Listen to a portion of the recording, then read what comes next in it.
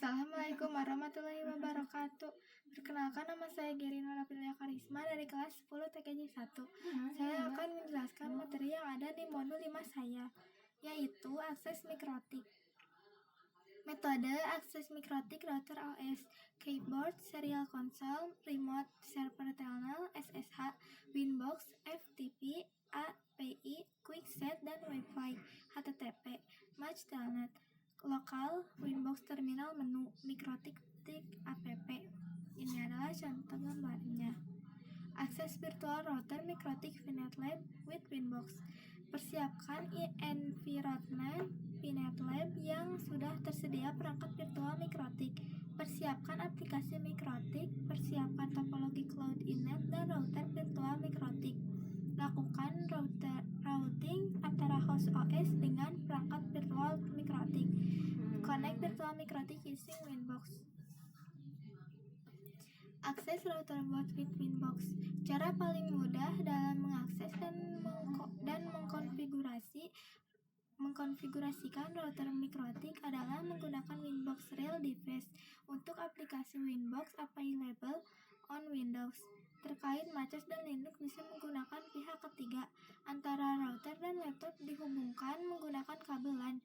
Available access by Mac dan IP address. User admin, password blank.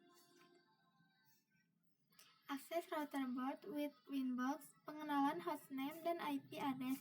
Uji coba login Windows. 1. Login Winbox with MAC address. 2.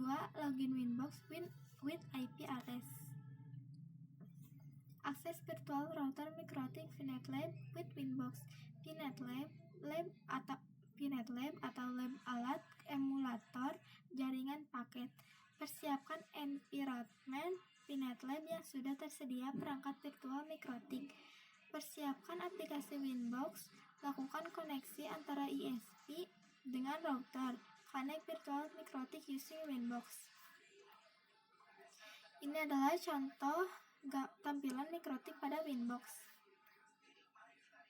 Mengakses router board with Wi-Fi. Wi-Fi diperkenalkan sejak router OS v5.0 dengan fungsi yang sama dengan Winbox. Support IP v4 dan IP v6. Support HTTP dan HTTPS. Sebagai alternatif Winbox untuk akses router board via Wi-Fi bisa dengan mengetik IP router pada browser HTTP IP router. Quickset, konfigurasi cepat, settingan dasar router dalam satu tampilan, dapat diakses melalui Winbox atau Wi-Fi. Remote access telnet dan SSH, based on terminal command line interface.